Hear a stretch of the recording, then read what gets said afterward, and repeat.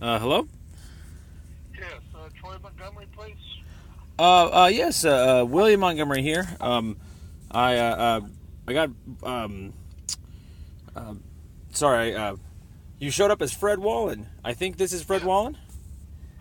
Excuse me? No, this is you left a message on the CRB phone call, phone messages. Yes, So, yes. Yes, so so that's, how, I'm so sorry, that's definitely me. okay. Your name, are you, Fred Wallen, or, did somebody else call me back? No, my name is Fred Wallen. Oh, good, so you're Fred. Sweet, well, thank you very much, Fred. I got your voicemail there. I'm, kind of on an opposite schedule, so I actually, it's very rare for me to be up right now, so this is good. I'm glad we've touched base here. Okay. Can you briefly, do you have, what we deal with is, just to give you a brief, is with the police department's actions. Okay. I take it you got a ticket for some type of trespassing issue? Well, actually, there's a whole lot of issues. They're almost all the same now. We've narrowed it down to no probable cause, no lawful justification, basically no going through of elements or using of maps, and then it's the same case. It always rolls out. And it's also in other jurisdictions now. Basically, we offer maps or statutes. We try and explain to them that we did our homework beforehand. They just kind of say, save that for court. We end up going to court, and so far we've won every single one, except for a camping ticket, which Yeah. we have to appeal on constitutional grounds, I guess there. But yeah, so we have a whole lot of these. They're extremely bad. We've figured out how to what we call perform ghost protocols, and so we'll call in a regular day protocol, a different cop, and he won't have any issue with that area. He'll pull up a map right away, or not ticket people in that same place. And so we've just kind of been collecting these investigations for almost 2 years now. We have only two trials left of on my side, and then my brother has one in another jurisdiction. And so it's the same cases all over again. They're going to just take a motion to dismiss to push through. These things shouldn't be going to trial, and so the we've learned a lot over the last couple of years working with the city, having to be kind of pushed around by cops, and basically we're homeless. We became homeless through no fault of our years a couple years ago, my brother and I. And so we've just been, camping and sleeping in places as far out as we can, and we find out that we're just out of jurisdiction a lot. And so, we've been learning about maps and plats, GIS, the real estate department, the zoning, survey department, pretty much every department in the city. And so, the real concern here is that we've caught officers now, like, I don't want to say, how would I put this? We've caught them in sort of a diagnosis, an almost medical diagnosis that is consistent. It's a pattern of behavior that we've caught. Our research, based upon my life experience of being a wrongfully convicted ex-Mormon felon, I've had a lot of time to think about how brains work, how evolution works, how egos work, information theory, and so forth. And so basically, we've caught these officers live, not knowing their job, basically while we were trying to exercise our rights to not be illegally ticketed and possibly wrongfully convicted. They end up So basically can I ask you, stealing this do you information have a from us. complaint? So. Do you have a complaint against a specific officer? Okay, so yeah, in a nutshell, I got some of these other cases. I just have to roll out to explain it. But I thought I could explain it with this one case, and so what I did was this is the one I'm just trying to focus on right now. And so officers, there were three of them that night. This is Brady, Chernak, Brady, and Howard. And Wait, hang on a second. yeah, Brady, yeah. So and Officer who? Brady, Officer Yep. Chernak, How you spell that? C. H-E-R-N-E-K? Yep. N-A-K, I think. Chernak. Okay. And then Officer Howard, I believe. H-O-W-A-R-D? Yep. Mm-hmm. Okay. And so these officers basically one night, January 28th, I believe, 2016, I had received a trespassing ticket by them. Okay. And so this trespassing ticket was behind a fence that was around some benches. And these benches are on the east side of Safeway. The downtown Safeway. Yeah, exactly. And so, real quick, we're always curious what other people's experience and knowledge is with that area. Do you know or have you heard anything about that area? Not well. In general, I would tell you that the homeless situation is an issue in the city.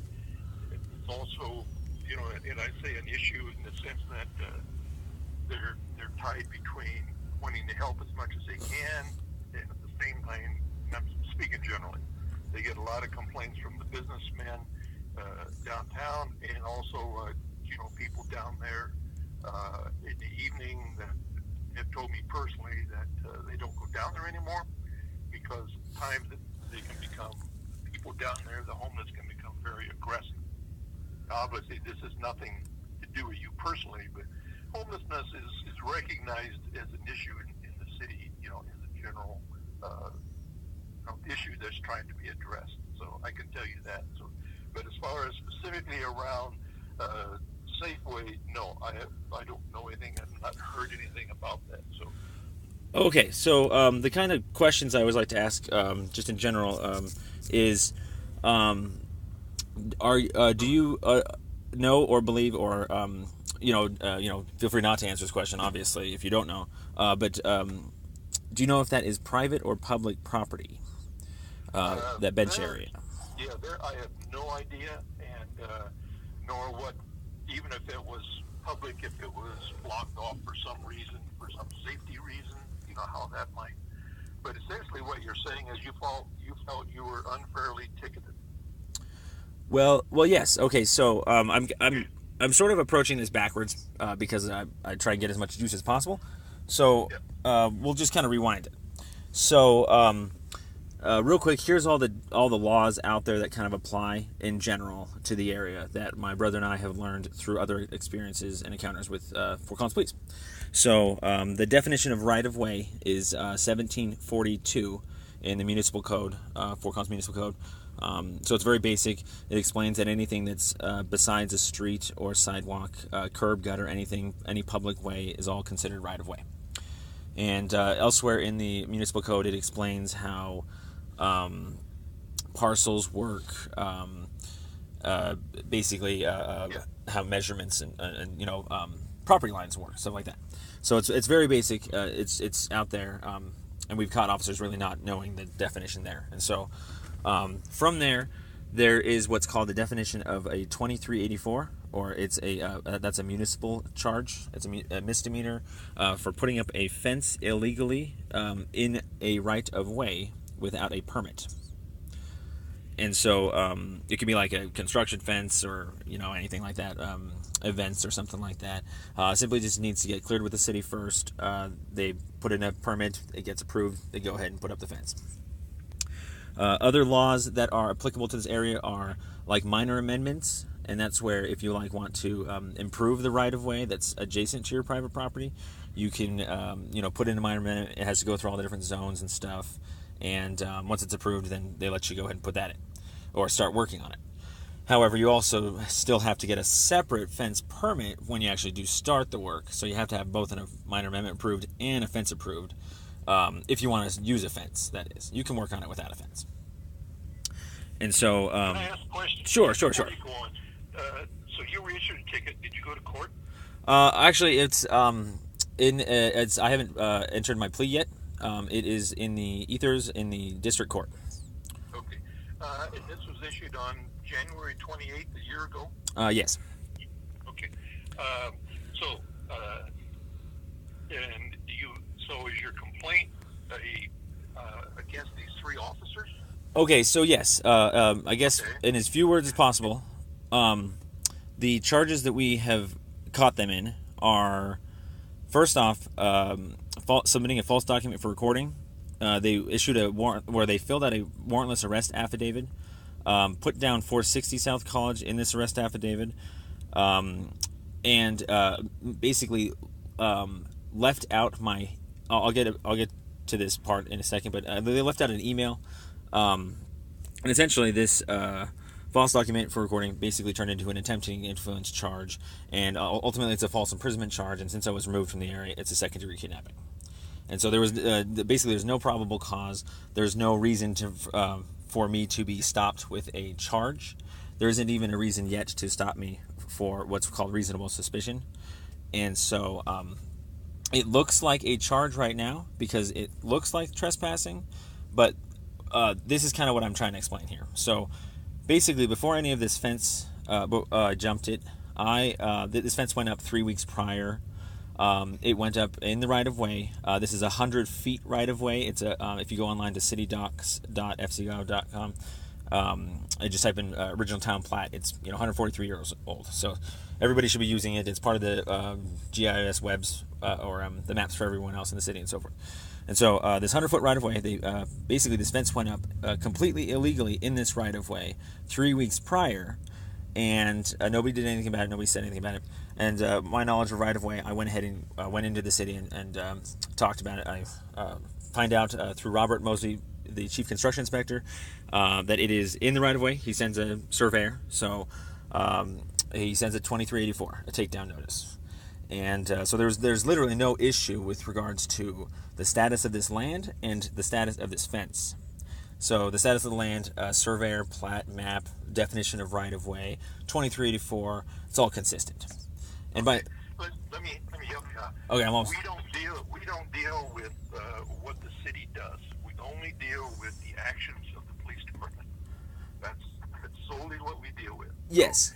So the actions here, what I'm trying to get at is literally the crux of it, which is I had presented this email. I got a copy of the takedown notice itself, and I presented that to the police that night. Of course, I'm going to present it after the fence because I know that it's they needed to be going and getting the permit first before they can lawfully contact me, because it's not otherwise it's nothing different to it when the fence doesn't have a permit. It's just a right of way. And so I was basically showing them the proof and evidence that I wasn't breaking the law and that it was public property and that their surveyor had already conducted this. And they basically put on a document that it was private property. They lied about it. They left everything out that I mentioned to them about a right-of-way. And they basically went ahead and just tried to hide it and think that it was all 460. So it's a false document for recording. It's no probable cause. Okay. Were you arrested? Yes. Physically removed. Okay. So do you wish to pursue a complaint against these three officers? It's I'll be honest, the issue with fences and right-of-way, we have nothing to do with that, and frankly, we have no knowledge of that. And it sounds like you've been in contact with the city, and that's the right thing to do in that respect. Well, actually, we deal with the police department. Okay, so that's actually specifically why I'm having to go up the chains, is because the police department is supposed to be in contact with the survey department, and they're not. And so the survey department already said it's a right-of-way, and the police department is basically going to court and basically having to prove, which they don't have any evidence or anything like that. They're basically not talking to each other, and so this case isn't supposed to go to trial. Literally, the survey department is supposed to talk to the police department, and so I've tried to do that for them. I've tried to give them that information, and I've talked to Robert, and he said that it's not. He's not a cop. But the whole point is that I'm going to just simply subpoena all of you guys, every department, to court. The whole point is it's going to get tossed out in a motion. But I'm trying to basically lodge a complaint against these officers for submitting false documents for recording. Yes. Yeah, totally. Okay, there we go.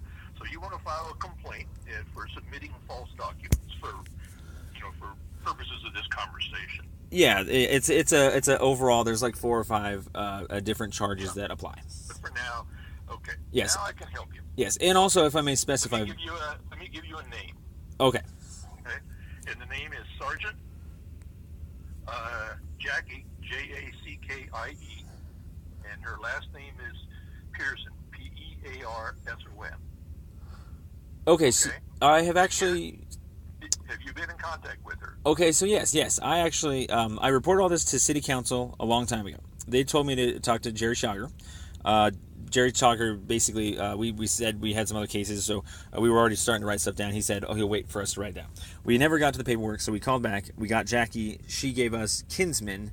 Or not gave us, but we talked to Kinsman in there too. And eventually, the ultimate conversation that we tried to report this all over already actually is Craig Horton. And we have been unable to move past Craig Horton, and that's why we called you, is because we're actually at the point now of having to report a internal affairs policy violation where he has not taken that complaint, claiming that he needs to save it for court, when I actually read the actual policy itself, and the specific connotation there says if it has nothing to do or is not related to the opinion of guilt or innocence of me, that it could still be taken as a complaint. So I'm not actually asking for you guys to look into the guilt or innocence of me with my trespassing charge or anything like that. That's naturally going to get all fallen apart. It's very easy. There's a document out there that says the bench area is 460, and there's another document out there that says it's not. And so they're contradicting each other. It's false document for recording. It's already proven. And so the whole thing is supposed to just be dropped. Technically, what I'm trying to do is I'm actually trying to get this information to the warrantless arrest affidavit judge that had all this information left out. They kind of rubber stamped the whole thing. And so I'm just going up the chains until I can get people to look at this with eyes so that... But have you, yeah. If you contact Sergeant Pearson, okay? Okay. And again, she doesn't, there is a procedure to file a complaint against these three officers. And I guarantee you she will take it. If you, and again, she doesn't judge guilt or innocence of the ticket or anything, but she will take the complaint, and I guarantee you she will act on it. She's our counterpart to the Internal Affairs Division of the Fort Collins Police Services. Okay? That I cannot file that complaint on your behalf. You must file that with her. And I can give you her email address. Okay. We're in a very unusual predicament, my brother and I. We have so much paperwork that we're actually not able to get things written down so easily, just to simply file with her. We have literally 30 of these cases. And so that's why we ended up starting just talking about them. And so when we talked to Craig, he said he would only take them one at a time, and he said he'd take this one unlawful conduct ticket first. And so I don't know which ones they've opened or ones they've most. I know some of them they told me flat out that they won't touch, like this trespassing one. So the fact that I've already gotten that answer from Internal Affairs, that's kind of why I'm going up the chain here. Is if you can analyze how he has possibly violated the Internal Affairs policy.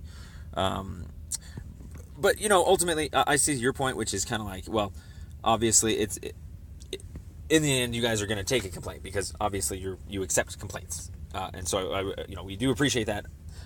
We're just trying to figure out ways to get the information across to you guys fast enough without having to write things down so much. Oh boy, you're going to have to write it down. You can complain by phone. Do you have access to a computer? Oh yeah. We got tablets with all our evidence on it and stuff. Okay. If you can go up on the internet, okay, and there's a website, and it's there's one specifically for the CRB board, and there's one for Fort Collins Police Services. And get there, you will find a button you can click on that will talk about get the right wording for you. Hang on just a second. Fort Collins Police Services, and if you go up on that website, it'll go down to the bottom. There's a want to file a complaint. And then there is, you can click on complaint intake instructions. I think we've possibly been there. We've seen the packets before. Like I said, we literally are up to our eyeballs. That's when we started reading the police internal affairs policy, and it said that you guys can take verbal complaints, and so that's kind of where we're at right now, actually. So it's kind of back to the verbal. Well, what I can do is I can forward this conversation to Sergeant Pearson, okay? And let me get your name. What is your first name? It's William. William, okay. Some reason I had down something. That's okay. How do you spell your last name? Montgommery.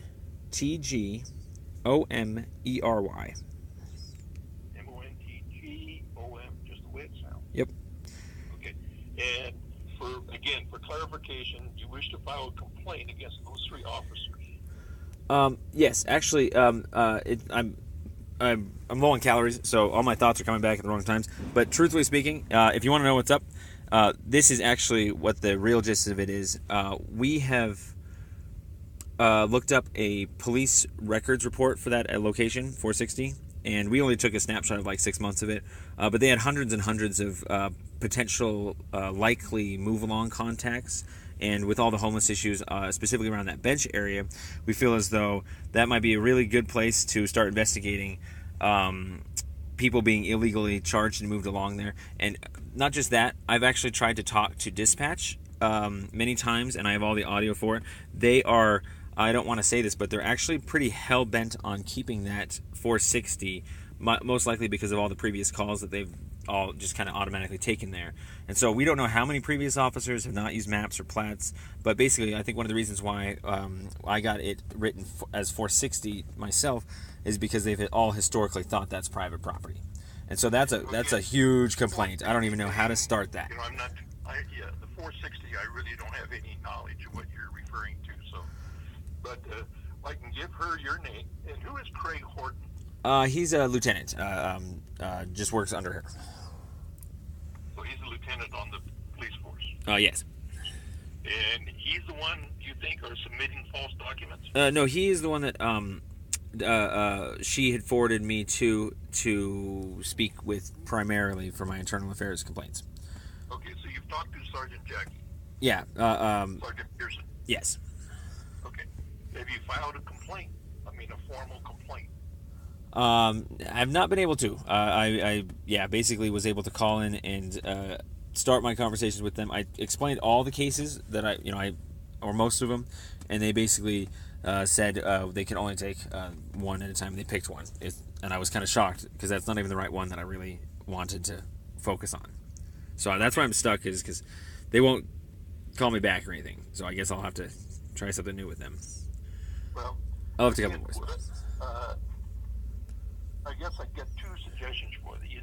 Either fill out the paperwork and make a formal complaint. And what that does in any bureaucracy, it drops it into the system. So it's not something anything can ignore. Okay. Okay. So. Or you can call Sergeant Pearson specifically. I can give you her number and discuss this. And maybe she's already done that. She might be fill you in on what's happening. Yeah, it's been a while. It's certainly worth another conversation. I just tried real hard with Horton, and that's why I ended up calling you guys.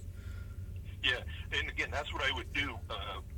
We don't give you a little bit. We don't have any investigatory powers. I thought you guys did. I thought you were internal affairs investigations, basically. No, we review cases that are referred to us. That typically comes from the chief of police. Oh, actually, that's exactly where we are, is that I had sent an email out recently for city council. Or no, I think I sent you guys an email too. Basically, in the internal affairs policy, I was reading that you can request that a case be sent to Citizens Review Board. And so I thought just mentioning it should have been enough. So I guess I have to go specifically request that they include you guys in the loop. It sounds like. And again, you can. That's not we get most of our. Well, in my experience so far, everything we've gotten comes from the chief of police, and there's very specific requirements of when he can refer things to us. Okay, and for instance, any use of force, we review that. Technically, other police departments could. We've never had that happen. Like, again, the sheriff's department could if they felt that way. But again, Sergeant Jackie, the reason she is required, I think even by statute, to respond to any complaint that you register with her. Okay. Now, she may get a lot of complaints that we don't see because they don't meet, officer didn't use force or whatever. But she will undertake a review of every case that she gets, regardless of the seriousness of it. Okay. That's why I really recommend that if you haven't talked to her in a while, I would certainly do that. But I would really, if you really think that you want to produce a complaint against these 3 officers, that you file a formal written complaint. Okay. Okay. Oh boy. Yeah. I just if you happen to know of any resources for typing things out, that's exactly why my brother and I are in this van.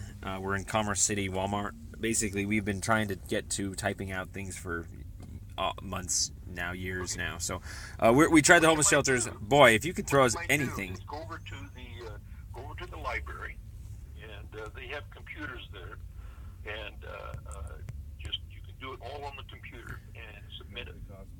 So interestingly enough, we've already kind of been through that many times. That whole pigeonhole, and so basically, it's not so much the computer access.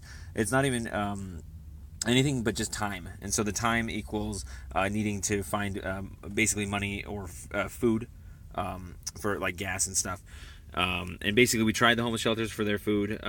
We tried the food banks, and we find that it's not conducive to our time. And so we're basically panhandling on the side to just fill in the gaps. And so we're really honestly asking the ultimate questions of all questions here is, where do pro se attorneys go for resources?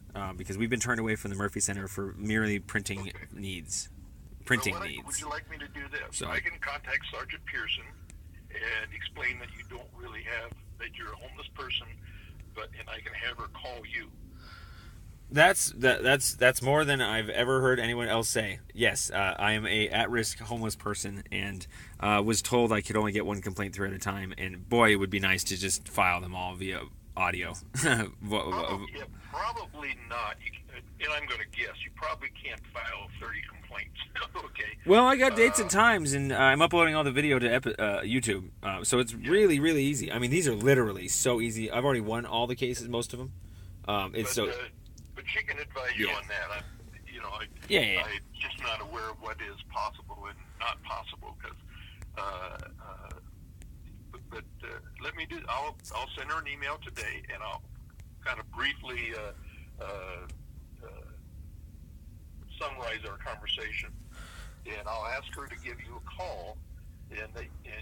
But you've previously been in contact with her, right? Yeah. So that, I mean, this would be great this way, because I've already kind of tried with her and Horton, and they sort of have already sent me down a path that I can't go back from, and so I've been trying to reopen that with them. And so I left voicemails. They've never responded. When did you last talk to her? It's been a couple of months now. Okay, so I'm just she has a file on it. She can. Yeah, they know me. Oh, okay. So, but again, if you have a complaint with these 3 officers, okay, that we can address. Just you can talk to her and say, I want to make a complaint. I just don't have access to an internet and a printer and all that. Yeah, exactly. Oh, that is literally my life. Yeah. Now, their issue is a systemic.